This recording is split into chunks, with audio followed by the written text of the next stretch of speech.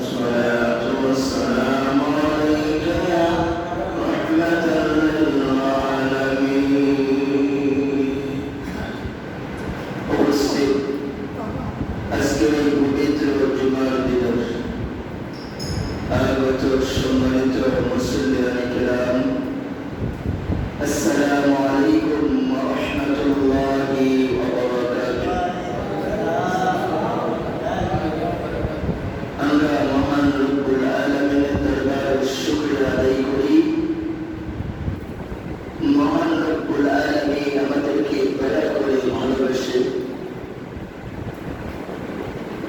ভালোবেসেছেন, এই জন্য আমরা আগে আগে আসতে পেরেছি।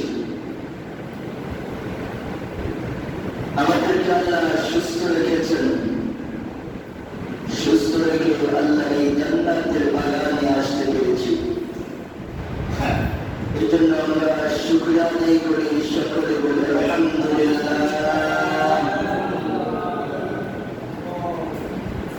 আমাদের মধ্যে কত ভাই বোনেরা আজকের দিনও হাসপাতালে ঘুরে আছে।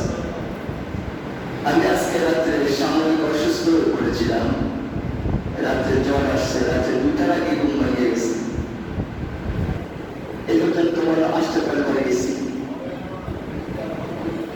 কালকের এই গরমে রাত্রে আবার বাবার সবাই গরমে দূরে আছে, ওষুধ খাইতেছে, ওর কাজ হইতেছে না, 1-2 ঘন্টা একটু বাড়ার বোঝা যাইতেছে। সকলের কাছে দোয়া প্রার্থী, আল্লাহ পাক মানুষকে কখন থেকে কি করে বলা যায় না। আমরা আপনারা বলে আলহামদুলিল্লাহ। এটা মহরম মাস, আজকে মহরমের 12 তারিখ, বাংলা 7 তারিখ শ্রাবণ মাসের, ইংরেজি আজকে 19 তারিখ। এই মহরম মাস শুধু কোরবানির মাস নয়, ত্যাগের মাস নয়। এই মহরম মাস শুধু আশুরাকে উপলক্ষে নামকরণ হয় নাই, মহরম হয় নাই। এই মহরম মাসে 10 তারিখে হাজারো ঘটনা, বিজয়ের মাস আমাদের সুবহানাল্লাহ। আর এই মাসে এমন একটি ঘটনা ঘটছে, বড় ইয়াজিদের বাহিনী ইতিহাসের পাতায় কলঙ্ক অর্পণ করেছে। নবীজির আহলে বাইত, নবীজির পবিত্র নবীজির আহলে বাইতের উপরে ইমাম হুসাইন রাদিয়াল্লাহু তাআলা আনহুর উপরে নির্মম এক নির্যাতন, নিপীড়ন, এক বর্বরতা চালিয়েছে। সেই মাসটি হচ্ছে মহরম মাস।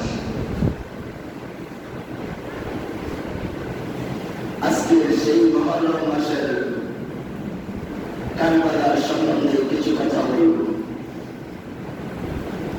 আল্লাহ যেন আমাকে সুবহানাকা লা ইলমা লানা ইল্লা মা আল্লামতানা ইন্নাকা আনতাল আজিজুল হাকীম। রব্বি ইশরাহ লি সাদরি ওয়া ইয়াসসির লি আমরি ওয়াহলুল উকদাতাম মিন লিসানি ইয়াফকাহু কওলি।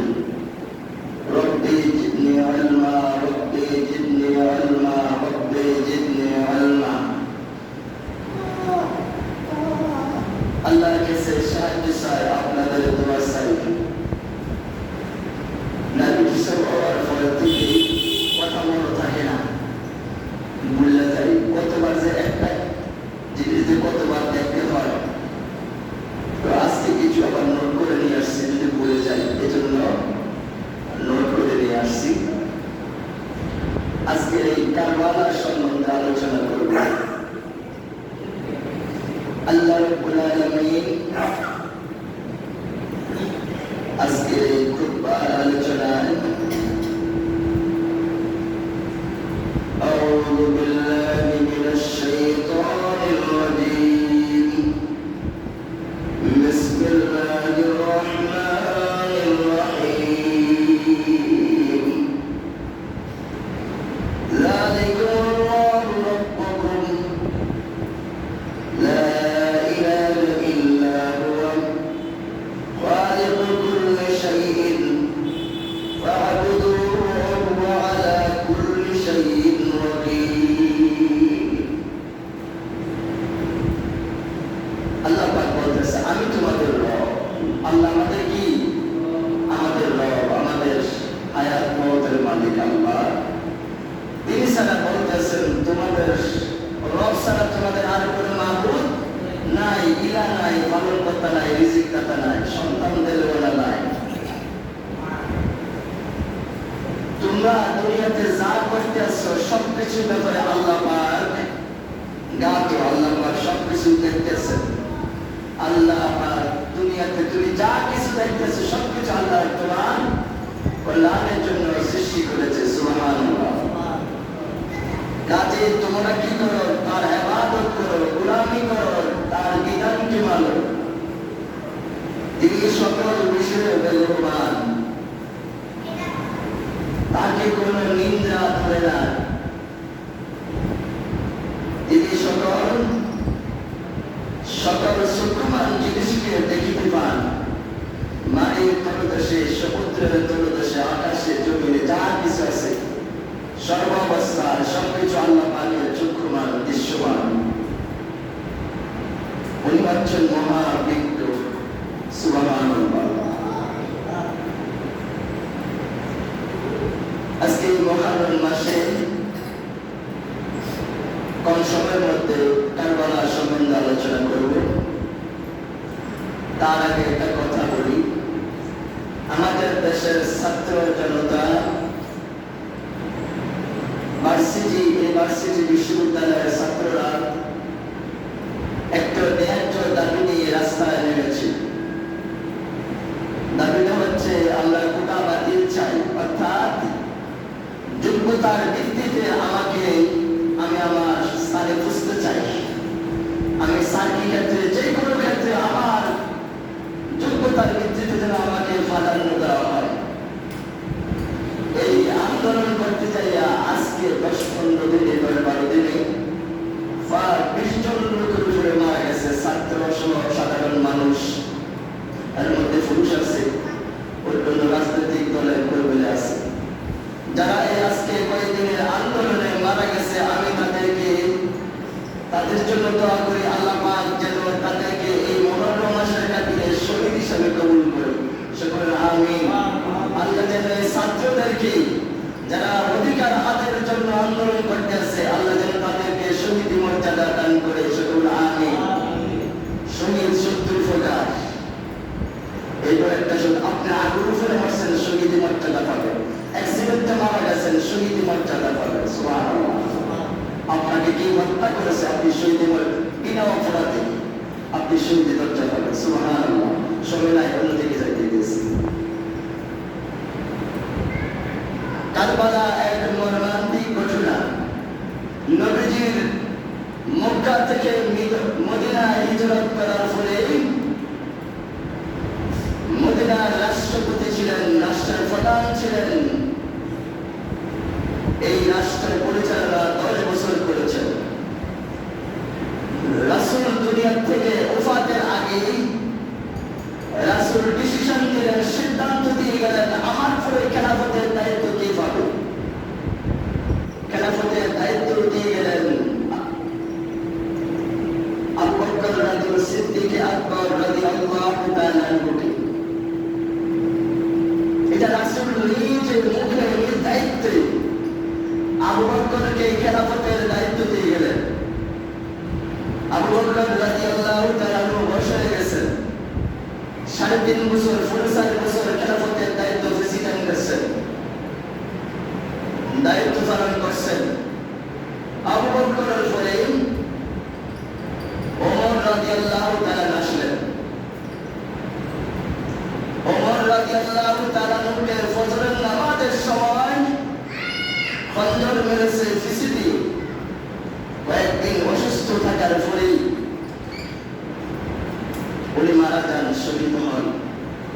অসুস্থ অবস্থায় ওনার মেয়ে ওনার কাছে গেছেন, আব্বা যান, আপনি একজনকে দায়িত্ব দিয়ে যান, আপনার ফলে খেলাফতের দায়িত্ব কে পাবে? আপনার সন্তান আব্দুল্লাহ বিন ওমর ওই সময়, ওই যুগে সবচেয়ে পণ্ডিত ছিলেন, জ্ঞানী ছিলেন।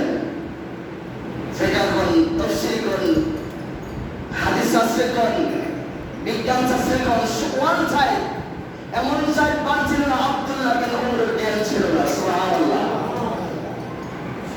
অসুস্থ অবস্থা ওমর রাদিয়াল্লাহু তাআলা বললেন, না, আমি আমার আব্দুল্লাহকে দিয়ে যাব না। শরীয়ত এবং সুন্নতের একটি বিধান আছে, এই কথা আমাকে খলিফা হবে। তাহলে আপনি একটা করে দেন, আপনি একটা সিদ্ধান্ত দিয়ে দেন, কমিটি শুরা সদস্য গঠন করলেন যে এই শুরা সদস্য সিদ্ধান্ত নেবে। শেষ পর্যন্ত 6 জনের একটা কমিটি করে দিয়ে গেলেন যে 6 জনের মধ্যে 7 জন যদি একদিকে ভোট দেয় তাহলে এটা গ্যারান্টেড, 3 জন যদি সমান সমান হয় এটা গ্যারান্টেড হবে না। ওমর রাদিয়াল্লাহু তাআলা একটা কমিটি করে দিলেন। ওমরের পরে কে প্রেসিডেন্ট হবে তখন ওই 6 জনের ভোট সদস্য সিদ্ধান্ত নেয়া 7 জন যেদিকে ভোট করছে ওই দিকে খেলাফতের দায়িত্ব আসছেন উসমান রাদিয়াল্লাহু তাআলার কাছে, আলী রাদিয়াল্লাহু তাআলা। এই 7 জন 30 বছর রাষ্ট্র পরিচালনা করেছেন। এরপরে ইমাম হাসান রাদিয়াল্লাহু তাআলার কাছে খেলাফতের দায়িত্ব আসলেন। ইমাম হাসান রাদিয়াল্লাহু তাআলার কাছে যখন খেলাফতের দায়িত্ব আসলেন মুআবিয়া তাতিউল ওহী তাকে বলা হয়, যিনি ওহী লেখক, আসমান থেকে যে কোরআন নাযিল হতেন উনি লিখতেন, সংরক্ষণ করে রাখতেন। মুআবিয়া রাদিয়াল্লাহু তাআলার একটু মন খারাপ, রাগ, উনি রাষ্ট্র পরিচালনায় উনি সহযোগিতা করতেছেন না ইমাম হাসান রাদিয়াল্লাহু তাআলা, এবং জায়গা জায়গা সমালোচনা করতেছেন। সমালোচনা মনে একটু ভুল ত্রুটি ধরতে চায়। আমরা সাহাবায়ে কেরামের সমালোচনা করতে চাই না, সমালোচনা অনেক ঘুরতে। ইমাম হাসান রাদিয়াল্লাহু তাআলা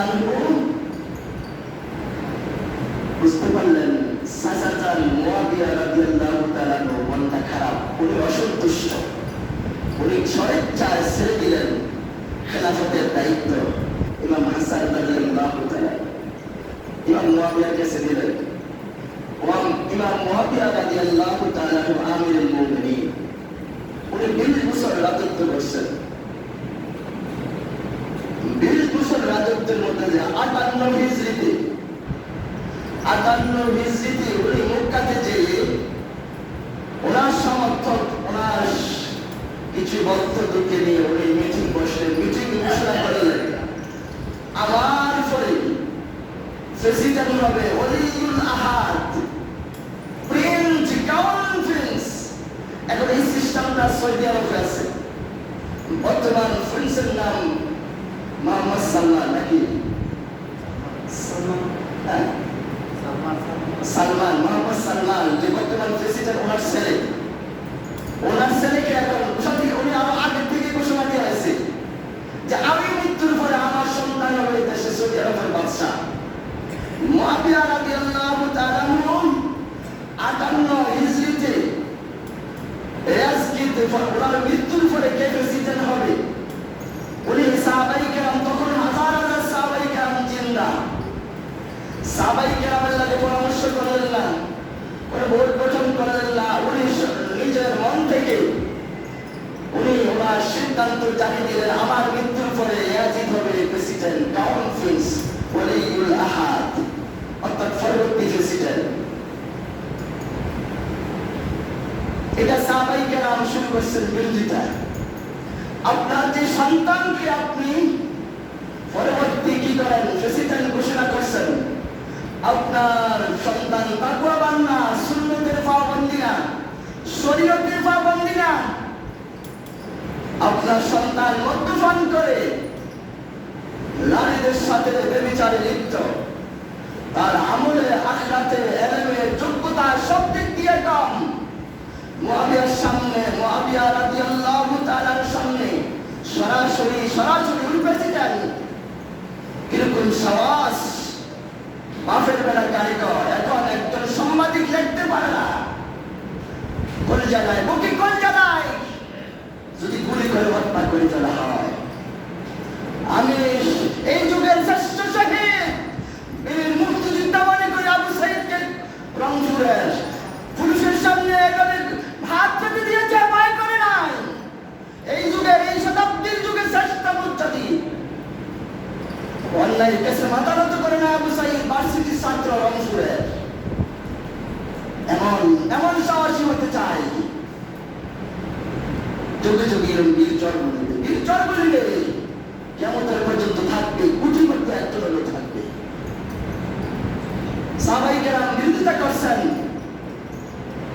মুয়াবিয়াকে খেলাফত দেওয়া যাবে না। আমরা ইমাম হুসাইনকে খেলাফত প্রেসিডেন্ট দেখতে চাই। মুয়াবিয়া কারো কথা শুনলেন না।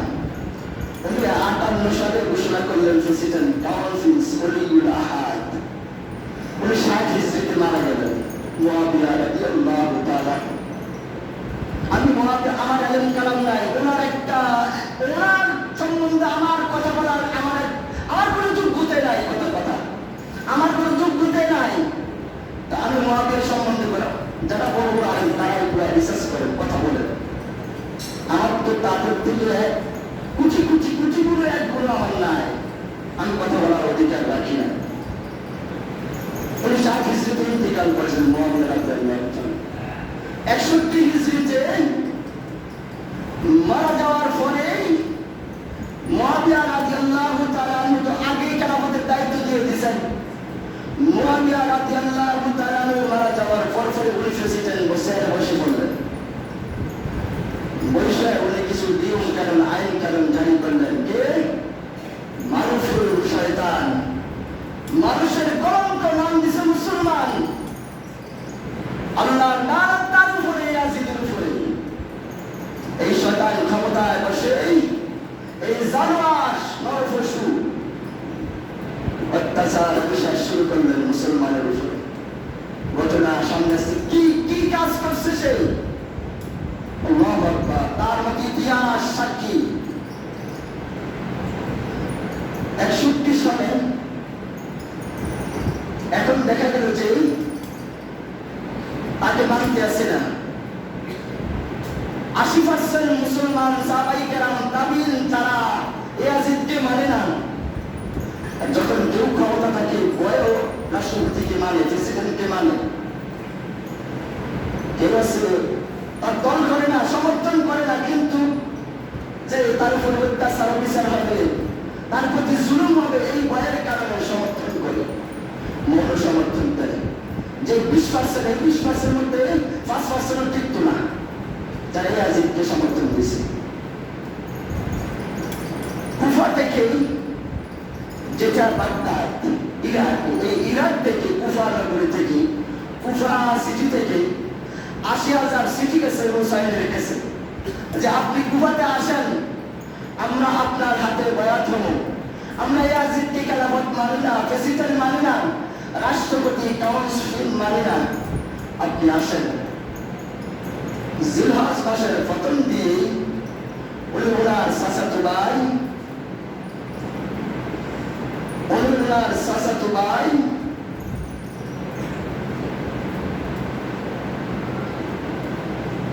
মুসলিম ইবনে আকিলকে পাঠালেন। মুসলিম ইবনে আকিলকে পাঠিয়ে বললেন, তুমি ওইখানের পরিবেশ পরিস্থিতি দেখে আসো। কুফা নগরীর থেকে আমার কাছে 80,000 চিঠি আসছে যে তারা আমাকে চায়, আসলে কি সত্যি চায় কিনা, তুমি একটু পর্যবেক্ষণ করো, একটু ওইখান থেকে দেখে আসো।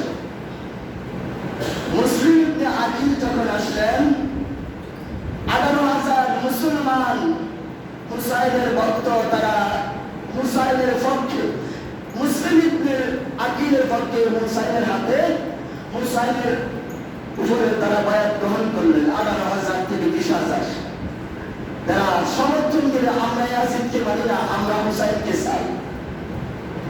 হুসাইন রাদিয়াল্লাহু তাআলা এই খবর ফেলেন। এরপরে চিঠি লিখলেন যে আপনাকে কুফার নগরীর মানুষ চায়, আপনি কুফাতে আসেন, ইয়াজিদকে দেশের মানুষ চায় না। চিঠি তখন উনি জিলহজের প্রথম মাসে উনি হজ করতে গেছেন।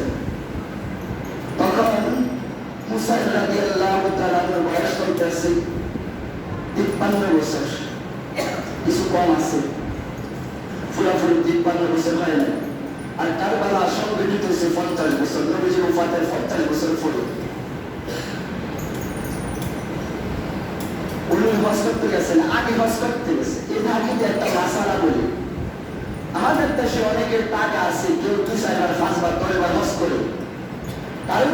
কারোর উপরে যদি হজ ফরজ হয়, তাহলে প্রথমবার হজ করা তার উপরে ফরজ, একবারের পরে দ্বিতীয়বার, তৃতীয়বার, চতুর্থবার, পঞ্চমবার ষষ্ঠ 8 বার 10 বার 16 বার 20 বার যে হজ করছে বাকিগুলা নফল, বাকিগুলা নফল।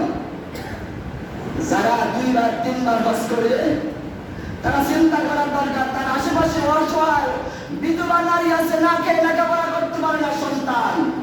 তাই এই হজের থেকে এই অসহায় মানুষকে সহযোগিতা করা তার কর্তব্য। এই জন্য আমি হজ শুধু করলে হবে না, জানতে হবে ফরজ প্রথমবার আদায় হয়ে যায়, দ্বিতীয়বার নফল খেয়াল রাখতে হবে। ইমাম হুসাইন রাদিয়াল্লাহু তাআলা আগে হজ করেছেন, উনি আবার হজে আসছেন। ওনার পরিবার বর্গ প্রায় 150 সদস্য নিয়ে মদিনা থেকে মক্কাতে আসছেন হজের উদ্দেশ্যে। মুসলিম ইবনে আকিল চিঠি লিখছেন, মক্কাতে চিঠি নিয়ে গেছেন যে আপনি আসেন, আপনার জন্য উন্মুখ হয়ে আছে, দেওয়ানা হয়ে আছে, পাগল হয়ে আছে কুফা নগরীর মানুষ। উনি কিছু সাহাবায়ে কেরাম, উচ্চ পর্যায়ের সাহাবায়ে কেরাম তাবিঈনদের সাথে তাদের সাথে পরামর্শ, এবং মক্কাতে তখন শ্রেষ্ঠ বিজ্ঞ আলেম আছে, আলেমদের সাথে উনি পরামর্শ করলেন। 50-50 মতামত আসছে যে কেউ বলতেছে আপনি কুফাতে যান, কেউ বলতেছে না যাইয়েন না, কুফার মানুষ স্বার্থপর বেঈমান। ওরা যখন ভয়ভীতি আসবে তখন তারা আর আপনার পক্ষে থাকবে না। আপনি দেখেন বাফুর বেলার সাদ্দাম নিজের চাচাতো ভাই আমেরিকা সন্ত্রাসী রাষ্ট্র, এই সন্ত্রাসী রাষ্ট্রের কাছে তুলে দিছে। এই ইরাকের মানুষগুলা যুগ যুগ থেকে আজকে নয়, ইব্রাহিম নবীর যুগ থেকে, অন্যান্য পয়গম্বর যুগ থেকে তারা স্বার্থপর বেঈমান, আজকে শুধু নয়। তখন তারা পরামর্শ দিছে যে কুফার মানুষগুলো আছে এখন রাষ্ট্র ক্ষমতা, প্রেসিডেন্ট, আপনার কাছে কিছু নাই, স্যার আপনার কাছে নাই। আপনি যদি কুফাতে যান, তারা এরা যে কোনো ঘটনা ঘটিয়ে ফেলতে পারে, আপনি কুফাতে যাবেন না। ইমাম হুসাইন রাদিয়াল্লাহু তাআলা স্বপ্নে দেখালেন নবীজি হাজির। নবীজি অনুমতি পেয়ে উনি মক্কা থেকে ওই বছর হজ না করেই কুফার উদ্দেশ্যে রওনা দিলেন। ইরাকের সীমান্ত বর্ডার যখন আসছেন, এই কুফা থেকে একজন মুসলমান কবি যাচ্ছে সৌদি আরবে যাবে হজ করতে। প্রতিমধ্যে দেখা হওয়ার পরে সালাম আনতে জিজ্ঞেস করলেন, কথাবার্তা বলার পরে পরিচয় পরিচয়ের পরে ইমাম হুসাইন জিজ্ঞেস করলেন যে ওইখানের মানুষের অবস্থা কি? ওইখানের মানুষগুলো অন্তর দিয়ে আপনি ভালোবাসেন, তাদের কাছে এখন অস্ত্র নাই, সাহস নাই, তাদের থেকে সাহস এবং অস্ত্রগুলা সব কিছু রাজি কেড়ে নিয়ে গেছে। আর আপনি যাকে পাঠালেন আপনার চাচাতো ভাই মুসলিম ইবনে আকিল, এই মুসলিম ইবনে আকিল কে হত্যা করা হয়েছে। এই কুফা নগরীর গভর্নর ছিলেন নোমান ইবনে বাশির, সাহাবী। নোমান ইবনে বাশির কুফার গভর্নর ছিলেন। উনি যখন জানলেন যে ইমাম হুসাইন রাদিয়াল্লাহু তাআলা আসবেন, উনি একটু স্থিতিশীল নরম অবস্থা ছিলেন। উনি চিন্তা করলেন নবীজির বংশধর, নবীজির আহলে বাইত, নবীজির দরিদ্র, নবীজির কলিজার টুকরার উপরে আমি আঘাত করতে পারবো না, বিরোধিতা করতে পারবো না, নবীর রক্তের সাথে আমি গাদ্দারি বেইমানি করতে পারি না। উনি একটু নিউট্রাল ছিলেন, জোরদস্তি করেন না কোনো মুসলমানের বাড়ি ঘরে চলে, এবং ওনার সাথে 1000 সৈন্য দিচ্ছেন। ইমাম হুসাইন রাদিয়াল্লাহু তাআলা কুফাতে আসার তাবু করছেন। কুফাতে আসার পরে উনি 1000 সৈন্য নিয়ে, এই কুফার গভর্নর ছিলেন নোমান ইবনে বাশির, উনি 1000 সৈন্য নিয়ে হুসাইন রাদিয়াল্লাহু তাআলার হাতে বায়াত হলেন এবং সমর্থন দিলেন যে আমি আপনার বিরোধিতা করবো না। ইয়াজিদ আবাস চিঠি লিখলেন নোমান ইবনে বাশিরের কাছে, আমিরা তুমি আঙ্গুল চোখ, হুসাইন কুফাতে চলে আসছে। আর কুফার লোকেরা ধরে ধরে হুসাইনের সমর্থন করছে। তার হাতে বয়াত হচ্ছে, তুমি কি আঙ্গুল ছুঁতেছ? তোমার বেতন নেই, খাবায় কি জন্যে? আমি তোমার বরখাস্ত করলাম, বিশ্বাস করলাম সাক্ষী দেখি। আমার ইবনে বাশিরকে বরখাস্ত করলেন, উনি 1000 সৈন্য সহ হুসাইনের সাথে অংশগ্রহণ করলেন রাদিয়াল্লাহু তাআলা। নোমান ইবনে বাশিরকে বরখাস্তের পরে আবার কুফার গভর্নর হবেন উবাইদুল্লাহ ইবনে জায়েদ। উবাইদুল্লাহ ইবনে জায়েদকে গভর্নর করলেন। উবাইদুল্লাহ ইবনে জায়েদ কুফার গভর্নর হয়ে তার সাথে 4000 সৈন্য দিয়েছেন। সে যাইয়া সৈন্য নিয়া মুসলিম ইবনে আকিলকে ধরে আনছে। মুসলিম ইবনে আকিলকে ধরে হত্যা করা হয়েছে। হত্যা করে শহরের মধ্যে নিয়েছে, গাছের মধ্যে তাকে লাশটা বাঁধছে, বান্দা তার হাত পা কেটে ফেলা হয়েছে। আর যারা ইমাম হুসাইনের পক্ষে ছিলেন, ভালোবাসছে 11,000 মুসলিম ইবনে আকিলের হাতের উপরে বয়াত হয়েছে ইমাম হুসাইনের পক্ষে, এবং ইমাম হুসাইনের সমর্থন করতেছে। এমন মুসলমানদেরকে কচুকাটা করছে, এমন একটা পরিস্থিতি সৃষ্টি করছে। উবাইদুল্লাহ ইবনে জায়েদ অসুস্থ। উবাইদুল্লাহ ইবনে জায়েদ সৈন্য বাহিনী দিয়া মা বোনদের উপর অত্যাচার শুরু করছে। 1000 মুসলমানকে হত্যা করে ফেললেন।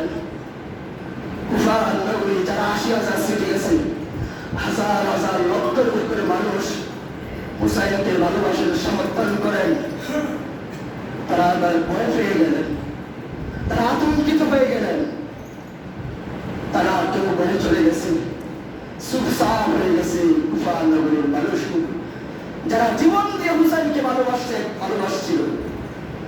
মুসলিম ইবনে আকিলকে হত্যা করে লাশটা গাছের মধ্যে টাঙায় রাখছে। দেখো, যারা হুসাইনকে ভালোবাসবা তোমাদের অবস্থা তাই হবে।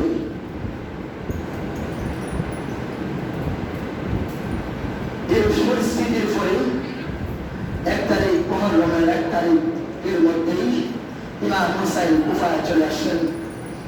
উনি 1 তারিখ আসার পরে তাবু করলেন। তখন ওনার সাথে ছিলেন 72 জন ওনার কাফেলার সদস্য। সবাই চলে যাচ্ছে, অল্প কিছু দেশের মধ্যে ছেড়ে দেবো ইনশাআল্লাহ। উনি তাবু করার পরে ওনার ফুরাত নদীর পানি বন্ধ করে দেওয়া হলো। ওনার সাথে ছিলেন জমজমের পানি ছিলেন, আঙ্গুল বেদানার খাজুর ছিলেন, অর্থাৎ খাদ্য সামগ্রী যা কিছু নিয়ে আসছেন। 72 জনের কাফেলার মধ্যে 32 কিংবা 38 জন ছিল মহিলা, বাকিগুলা পুরুষ ছিল, শিশু বাচ্চারা ছিল। এর মধ্যে মহিলা শিশু বাচ্চা ছিল, পুরুষ শিশু বাচ্চাও ছিল। 72 থেকে 75 ইখতিলাফ ইতিহাস দেখেন যা বলতেছি। এর মধ্যে 32 থেকে 38 জন ছিল মহিলা শিশু বাচ্চা সহ, বাকিরা পুরুষ ছিলেন। এখন 1, 2, 3, 4, 5, 6, 7 লেখা যেতেছে অবস্থা ভয়াবহ। সিটি রাখলেন মারফত দুধ সকালে হুসাইনকে বলো আমার হাতে বয়াত থেকে আমাকে রাষ্ট্রপতি মেনে নিতে, আমার খেলাফত মেনে নিতে, আমার কাছে বয়াত হওয়ার জন্য, তাহলে আমি তাকে মুক্ত করে দিব। উবাইদুল্লাহ জাত বললে তুমি ইয়াজিদের হাতে বয়াত হও, আমার জীবন থেকে আমি বয়াত হব না, ইয়াজিদকে আমি রাষ্ট্রপতি মানি না। পানি বন্ধ করে দিল, খাদ্য বন্ধ করে দিল। এই তাবুর চতুর্থ দিক দিয়ে কি করলেন? সৈন্যবাহিনী 4000 সৈন্যবাহিনী মোতায়েন করলেন। গুলি ছুটতেছে, মানুষ মারা যাচ্ছে। ইমাম হুসাইন অবস্থা সুচিরেও কাঁদতে আছেন। 9 তারিখ 9 তারিখ রাত্রে নবীজি হাজির, দরিদ্র ইমাম হুসাইনের কাছে হাজির। ইমাম হুসাইন কি করবেন? আল্লামা ইকবাল একটা কবিতা লেখছেন। উনি বলেন, মুঝে কুফা वालों मुसाफिर न समझो, मैं आया नहीं हूँ, बुलाया गया हूँ। আগে বলছি অসুস্থ হয়ে জন্য বলতে পারতেছি না। হুসাইন রাদিয়াল্লাহু তাআলা বলছেন, আমাকে তোমরা দাওয়াত দিয়ে আনছো, আমি মুসাফির না, আমি মুসাফির এখানে আসি নাই, আমি মেহমান হিসাবে তোমাদের কাছে আসছি। আমি মেহমানের সাথে মেহমানি আচরণ করো, আমার সাথে আচরণ করতেছো কেন? কেমা বানাকর সতায়া গয়া হো মেরা ইয়া নিহি হো। বলা বলতেছি না, মেরা ইয়া হো, যে আমি তো কাঁদতে চাই নাই, আমি তো আমার চোখ দিয়ে পানি ফেলতে চাই নাই, আমাকে কান্দানো হয়েছে এই কুফার মধ্যে।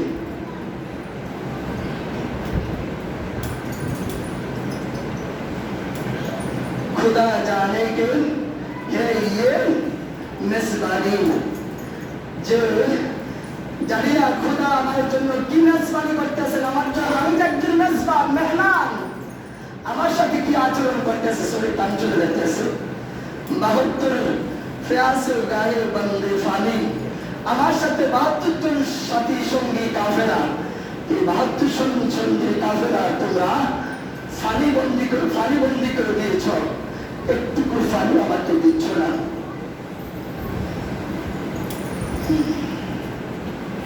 मुकद्दर में हूँ कौसर का फीना, मैं फैसा नहीं हो फिराया गया हो।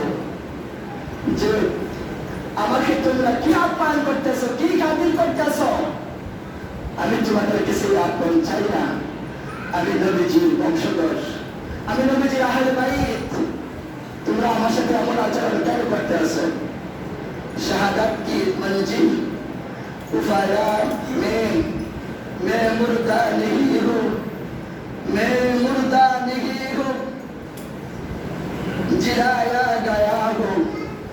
इमाम हुसैन रज़ियल्लाहु ताला अन्हु बोलेन, मैं मुर्दा नहीं हूँ, जिलाया गया हूँ।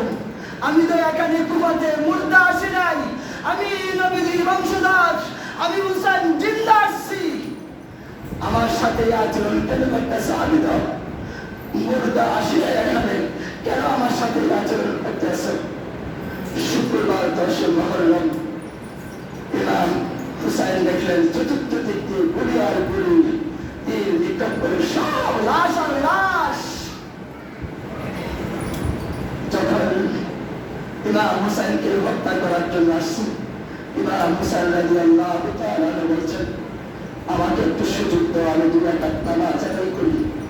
ইমাম এই যে জুমার নামাজ 2 রাকাত সাড়ে দিক দিয়ে, এই বুকের মধ্যে তীর, হাতের মধ্যে তীর, মাথায় তীর, পায়ে তীর, শুধু একটা না 100-এর উপরে তীর, 80টার উপরে তীর, ইখতিলাফ কম বেশি হতে পারে। ইতিহাসবিদ লেখেন অনেক তীর নিক্ষেপ করা হয়েছে। এই তীর অবস্থায় আমাদের সময় দাও, আমি একটু নামাজ পড়ব। ইমাম হুসাইন রাদিয়াল্লাহু তাআলা 2 রাকাত নামাজ আদায় করলেন। ইমাম হুসাইন নামাজ আদায় করার পরে এই উবাইদুল্লাহ জিয়াদের নেতৃত্বে কি করছেন? ইমাম হুসাইনের গর্দানটাকে এই গর্দানটাকে দামেস্কে নিয়ে গেল। আর ইমাম হুসাইন রাদিয়াল্লাহু তাআলা বাকি শরীরের গোড়া দাবড়ানো হলো, গোড়া দৌড়ানো হলো।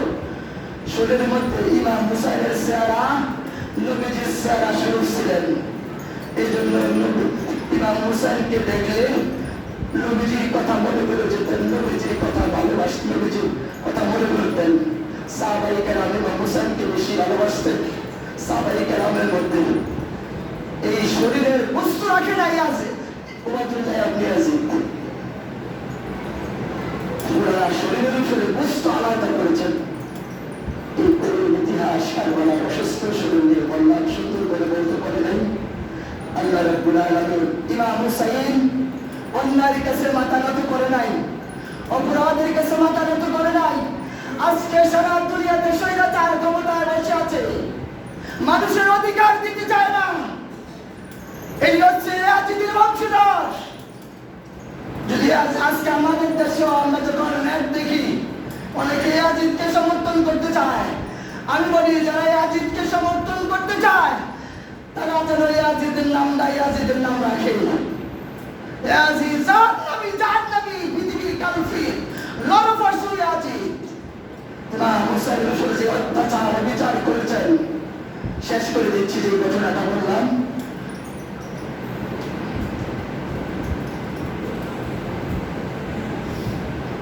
বাসুদ্দিনকে মুক্তাকে আক্রমণ করছে। যারা ইমাম হুসাইনকে ভালোবাসছিল তাদের উপর অত্যাচার শুরু করলেন। হাজার হাজার সৈন্য নিয়ে মুক্তা আক্রমণ করছে ইয়াজিদ।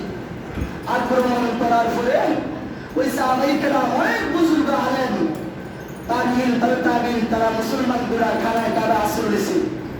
এই খানায় কাবার উপরে জালেম ৬২ হিজরিতে মুক্তাকে আক্রমণ করছে। যারা হজ করতে গেছেন, আমি গুনাহগার হজ করতে গেছি ২০১৬-তে, এই হাজরে আসওয়াদ পাথরটার মধ্যে দাগ আছে দেখবেন, এখনো দেখতে পারবেন। চোখের মধ্যে চিকন চিকন দাগ দেখা যায়। এটা কয়েক টুকরো হয়ে গেছে, বলরম মারছে, তীর মারছে। ওই যারা খানায় কাবা আশ্রয় নিয়েছিল মুসলমানেরা, এই তীরগুলো যাইয়া হাজরে আসওয়াদে লাগছে। আসওয়াদ কয়েক টুকরো হয়ে গেছে। এই অত্যাচার করে ৬৩ সনে ৬৩ হিজরিতে মদিনাতে আক্রমণ করছে। ১০,০০০ লোককে, ১০,০০০ মা বোনকে দর্শন করছে, ১০,০০০ মানুষকে হত্যা করছে। এই ১০,০০০ মধ্যে ১,০০০ মায়ের গর্ভে সাহাবী, ১,০০০ মহিলা সাহাবী, ১,০০০ ইতিহাস, ১,০০০ মহিলা সাহাবীর ঘরে গর্ভবতী হয়ে গেছেন, যারা সন্তান হয়েছে। এই নরপশু দেখছেন কি কাম করছে? মদিনারে তামা বানাই দিছে, তামা রক্তে রঞ্জিত করে দিছে। অনেকে আজকে কয়েকদিন দেখতেছি, অনেকে তার সমর্থন করে, তারা মুসলমান না, তারা জানোয়ার। ইয়াজিদের প্রশংসা কি করতে পারে না, ইয়াজিদের কেউ ভাগ করে দিতে পারে না। আল্লাহ পাক আমাদেরকে ন্যায় পক্ষে, সত্যের পথে, রংপুরের আবু সাঈদের মতো সন্তান হতে হবে। আমি সেলুট জানাই, রংপুরের আবু সাঈদ আল্লাহ যেন শহীদ মর্যাদা দেয়। ওয়াকিল দাওয়ানা আলহামদুলিল্লাহি রাব্বিল আলামিন। আসসালামু আলাইকুম রাহমাতুল্লাহি ওয়া বারাকাতুহু। যারা কবর জমা করে